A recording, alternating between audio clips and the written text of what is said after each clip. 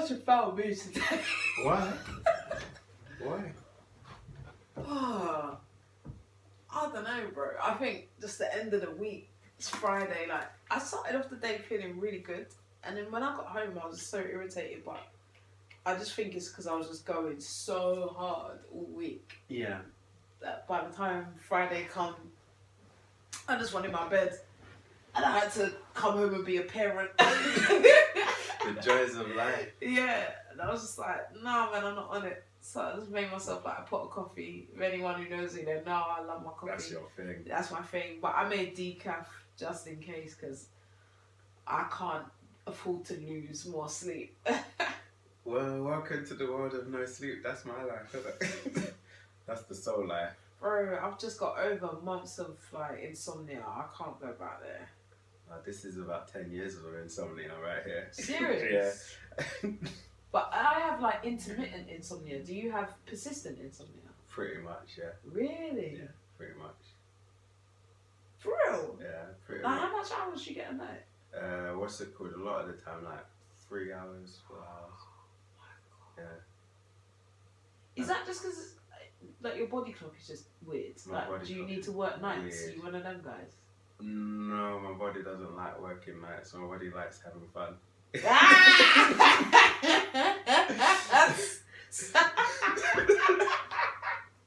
If it's not fun, I don't want nothing to do with it. I'm being real. I work nights and they were horrible. Okay. My body did not like it. It doesn't like working days. It doesn't like working nights. It only likes fun. So after the fun, do you fall asleep?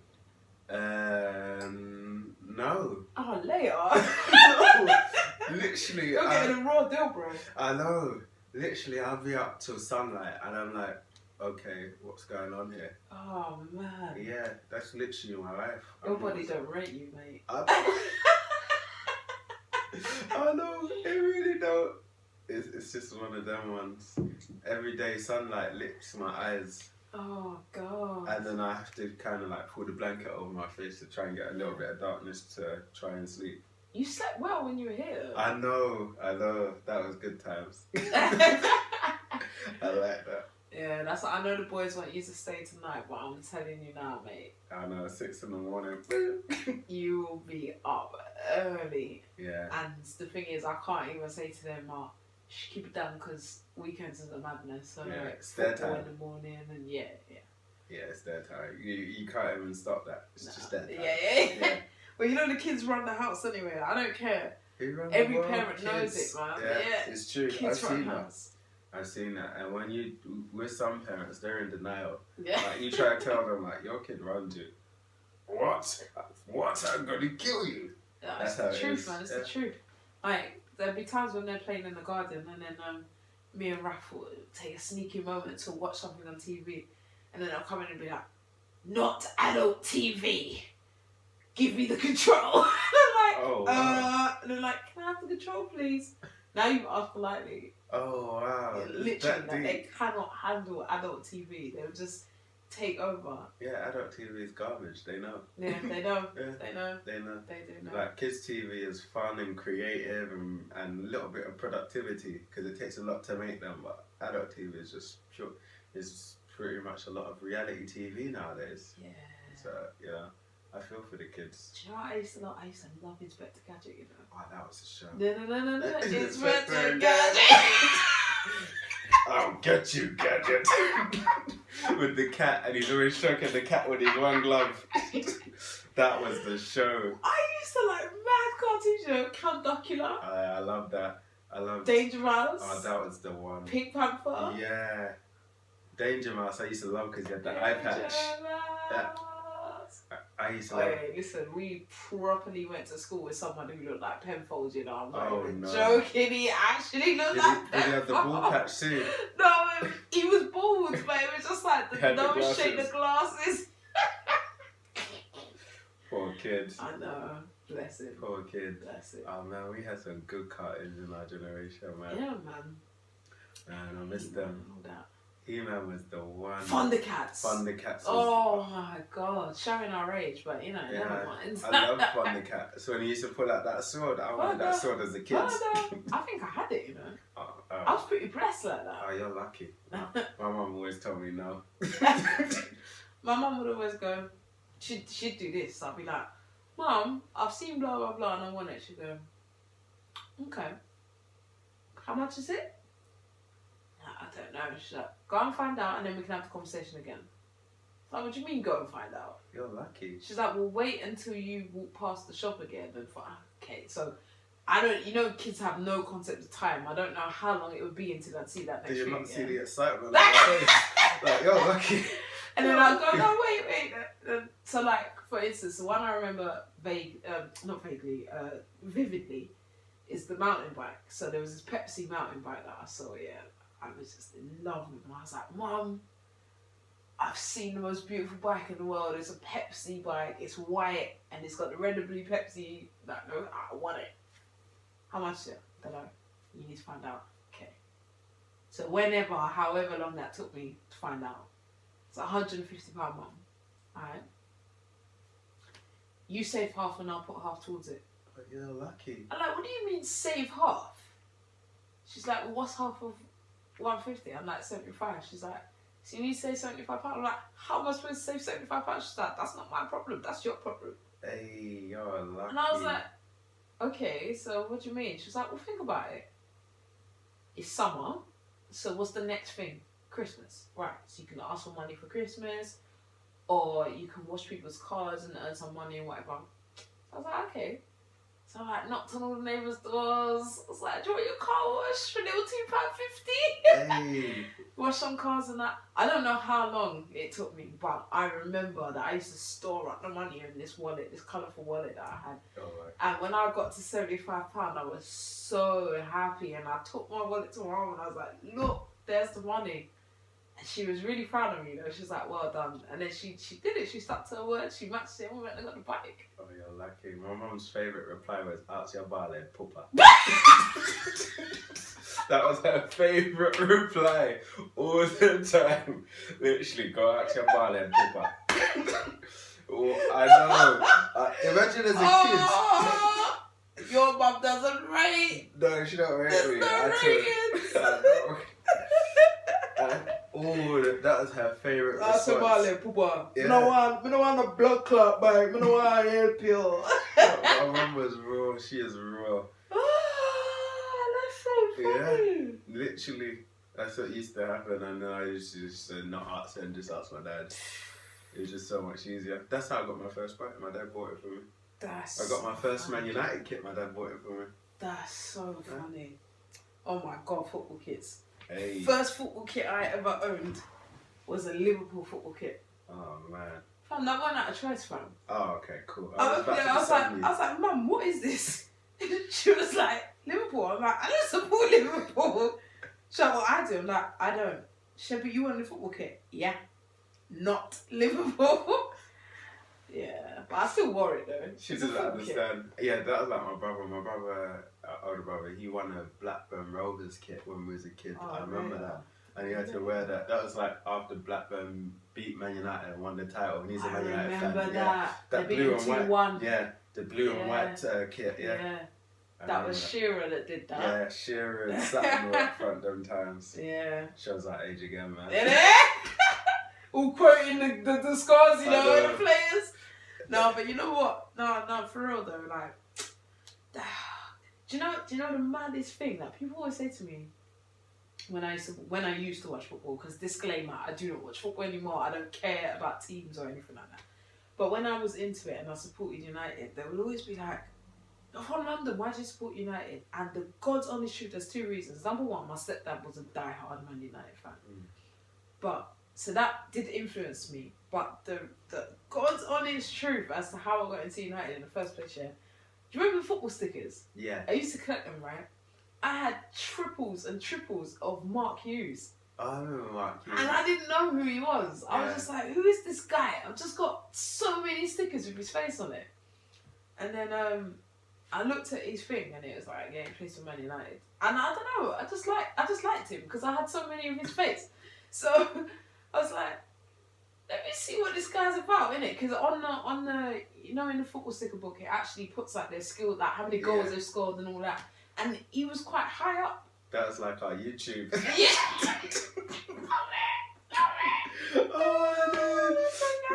We didn't have YouTube them times. Yeah, because YouTube was what, 2006? Was it 06? Yeah. No. Yeah, 2006. It couldn't have been 06. Yeah. For real? Yeah. So our childhood, there was no YouTube or there was no Google. Like, we had dial-up internet, so we had to read stuff. There was encyclopedias and libraries. Yeah. There was no. That was the Google. Yeah. Get your shoes on and go down to Lewisham Library. That was the Google. I remember having a few encyclopedias in my house as well. I bet. Yeah, growing up reading them. Atlases. Yeah, Atlas, yeah. I used to love my Atlas. Imagine now everything's in our phone. I know. Don't even need anything anymore. Don't need to carry it around or anything. Innit? That's so much easier. It is easier. But it's mad. Do you know what? I like it, but some of it scares me. Why?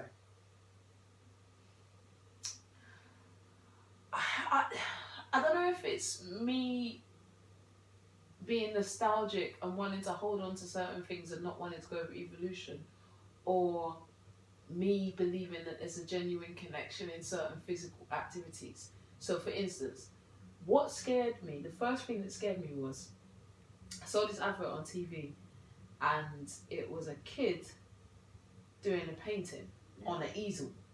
All you could see was the kid behind the easel. You couldn't see what was on the easel. And then the advert was like, oh, I think after a while she goes, look, Daddy, and she turns it around and Daddy's on Skype and she's done a painting on a tablet. So it's not paint and paper. She's just done it on a touchscreen tablet. And that scared me. Why? Because I was like, nah, man, kids are you're supposed to get your hands dirty. You're supposed to get your hands in the paint and like physically feel it, physically paint and get it all over your apron and get it all over your clothes and make your mum cuss and... But that can be your kids. That's someone else's kids. No, I know, like, in terms of, like, obviously, it's convenient. It's very convenient. But I've got this thing about... Oh my God, I'm so hypocritical. Oh my God, I'm so hypocritical. I love this revelation. No, trust me, the light bulb has just gone off in my head. So, oh my God, I'm so hypocritical. And we got this soulful, baby. I love this. I just learned something about myself. I was just about to say, yeah, if there's no brush to paper, where's the connection? When was the last time I wrote lyrics on a piece of paper? You write it in your notes, don't you? I write it in my notes on my phone. Because it's convenient. Or I write it on email. Yeah, it's convenient. Yeah, it's convenient. Oh my God. It still doesn't mean that it's not coming from you. Well, I realise that now. Now I realise I've just contradicted myself. There you go. So everyone... Oh my God. It's just... Ease allows for more to be done in a shorter space of time. That's all. What a revelation. Sometimes that's all it is. What a revelation. That was amazing. Yeah, that's what I love. So technology is a good thing. It serves its purpose. I'm so shocked. Everything serves its purpose. So sometimes it's not as bad as we like to make it think. Oh my God. All this time I've been on my fucking pedestal, like I'm all high almighty, like you're supposed to get the paint on your clothes, family. You're supposed to... These times on there. See, the beauty of life. Oh wow. It's like life slapping you in the face. That's what happened to me in when I was explaining what made me change in the previous show, in our previous episode. That's amazing. Yeah. Life sometimes has to come around and slap you in order for you to realise that, yeah, everything serves its purpose. That's amazing. Do you know what I love, right?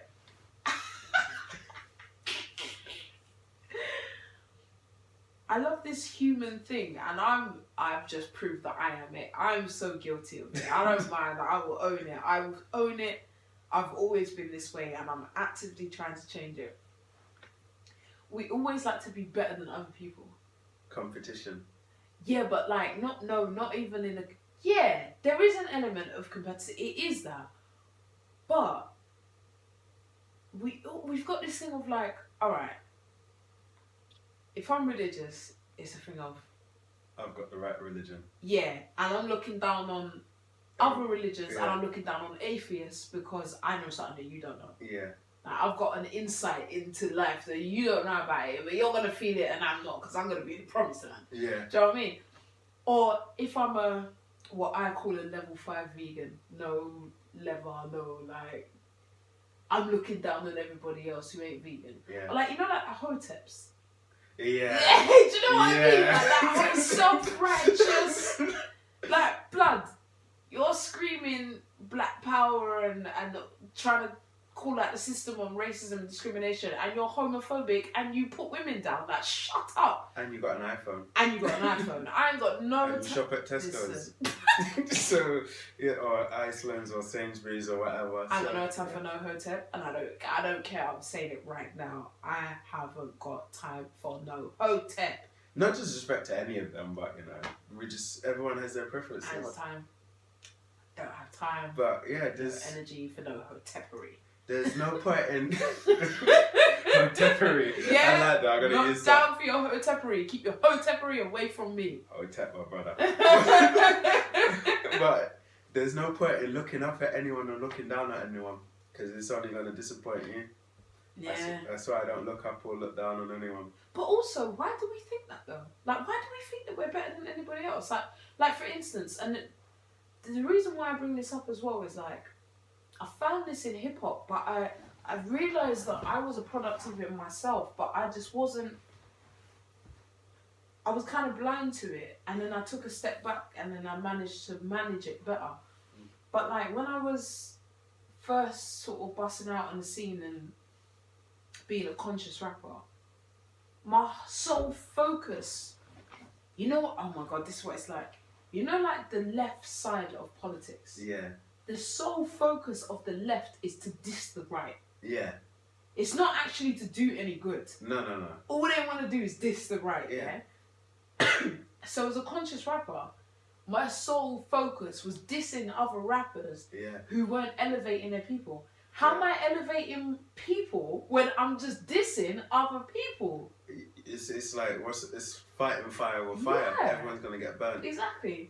And then I realised this, and I was like, actually, I say I'm a conscious rapper, I'm making positive music. I'm not actually making positive music. Yeah. Because I'm spending my time cussing somebody else because I don't think that they are rapping in a way that I think they should be. Who am I to tell somebody how they should rap? It's like this quote, most of the misunderstandings in the world are because we're looking at people, how we look at other people at how we are rather than at how they are. Yeah. And that's why there's a lot of fighting and conflict in the world, because like you say, conscious rappers will attack as quote unquote unconscious rappers. Yeah. And then you can't become better than what you're fighting against. Yeah. Because if you're fighting against it and fighting against it with the same energy that they use, then you unconsciously become it. 1,000,000%. And that's what I've noticed. That's why I've kind of moved away from that conscious scene, because the conscious scene is you're actually being exactly what you're fighting against. Totally. Yeah. 100%. And it's about a balance as well, and I don't think the conscious scene has evolved. No. Like, especially not musically. No, it hasn't. It's stuck in the 90s era of backpack hip hop. Like, even conscious rappers now don't rap to backpack hip hop. I don't think Wretch has ever spat on a backpack hip hop tune. Do you know what I mean? Like, the music's boring. Let's just be real. For me, anyway. I like the lyricists, because they're really good. Yeah. And the lyrics are really good, but it's like you want to create change, then don't be the same as what you're fighting against. Create it by changing the perspective of things, because a lot of conscious rappers, what I've seen, because when I was around one recently, they look really burnt out. They are, bro. And their eyes have got bags, and they got dark circles under their eyes, and I don't need to say any names of who it was, so I'll tell you off the camera, but what's it called? It's just like, okay, if you're really about helping the people, how can you help anyone from a burnt out position? Mate, I'm telling you. And the thing is as well, it's like, the reason why I've never excelled in any scene is because they're all the same. Yeah. The conscious hip hop scene where I should have felt most comfortable, I felt the most uncomfortable. Yeah. I still, as a female, would have to fight for the mic.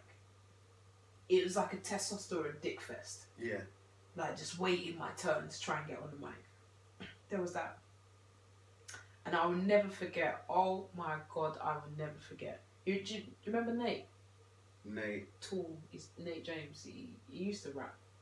Not off the top of my head. I probably do if I see his face, yeah. Okay. So, me and him went to an Immortal Technique concert in 2008. Yeah, it was in Elephant. Oh, nice. And we're in the queue.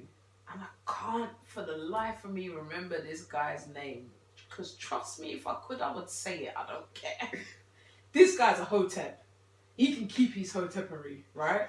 I love that. He's there and he's like, he's clothes, he's got long dreads. He's out in the queue, he's talking to everyone. He seems to have a nice aura about him. Mm. He's trying to sell his CD. So... his hotepery on CD. His hotepery on CD.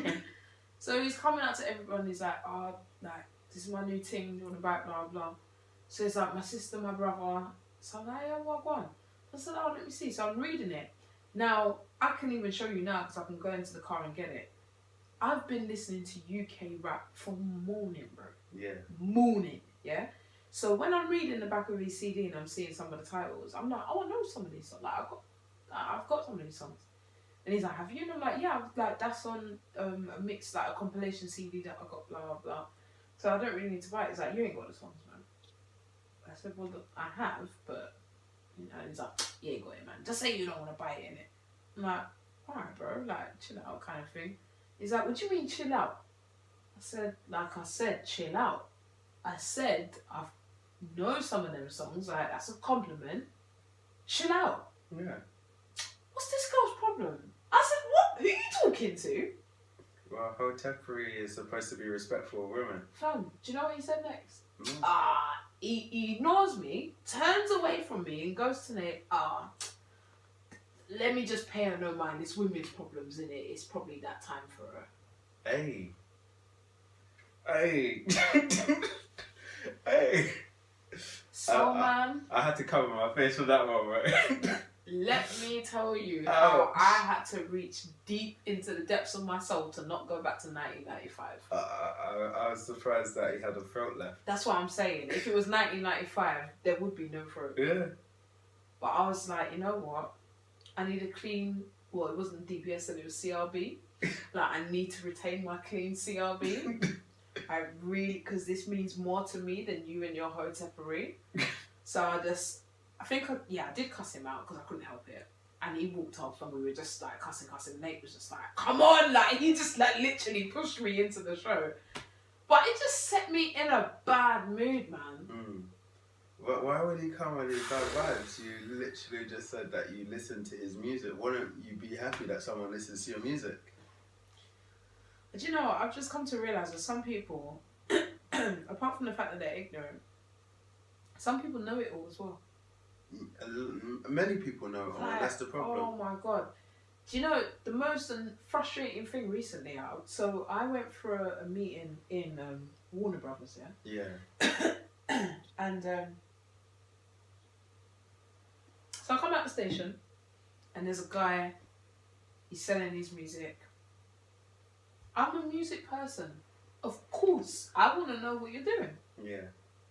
So I go up to him, he's like, sis, this is my thing, blah, blah, let me play you my stuff.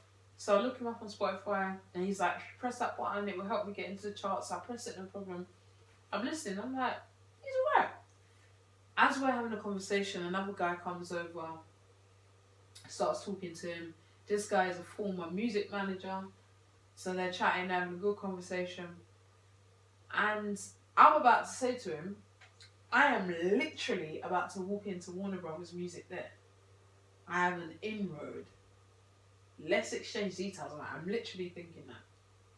This guy starts going off on a tangent, talking to this other guy, and he's like, no one can touch me. You see these gigs and this Skepta, like Stormzy, none of them can touch me. Bro, I'm number 7 in the UK charts right now, you know. Official, I'm number 7 in the charts. Yeah? Okay. None of them lot have had that before. Blah, blah, blah. He starts going off.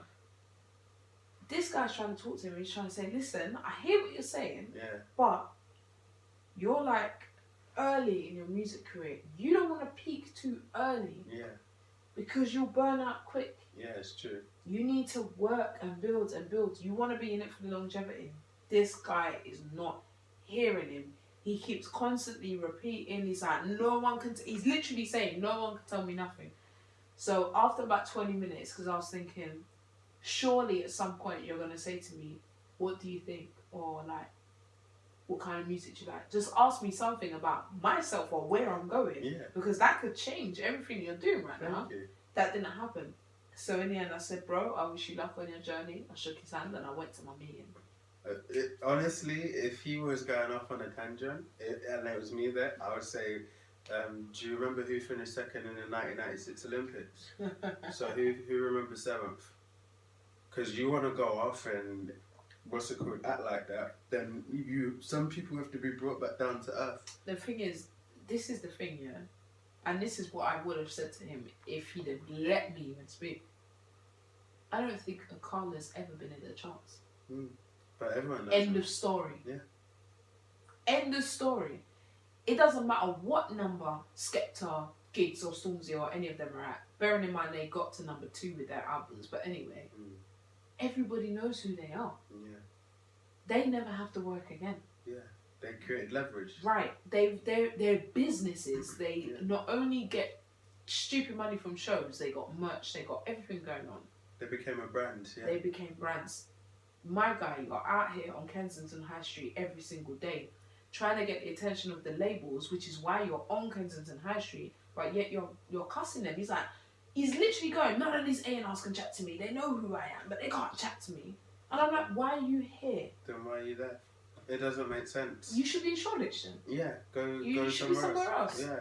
If none of them can chat to you, then don't be around them. Yeah. Do it your own way. Yeah, exactly. Nowadays, it's possible to do it your own way. This is it. Yeah. But he's just got the wrong mentality. Like, he literally had a former music manager standing there, an artist manager, and someone with an inroad to Warner, and he didn't even know it. Because he was too into the way he sees it, rather than seeing things for what they are, and that's what a lot of people do. So they're so busy focusing on something, like you're saying, the conscious rappers. They're so busy focusing on something else that they miss everything in front of them. Yeah. And that's what he did. Yeah. It's life, man. That is life, man. You know what? You win some, you lose some. Yep.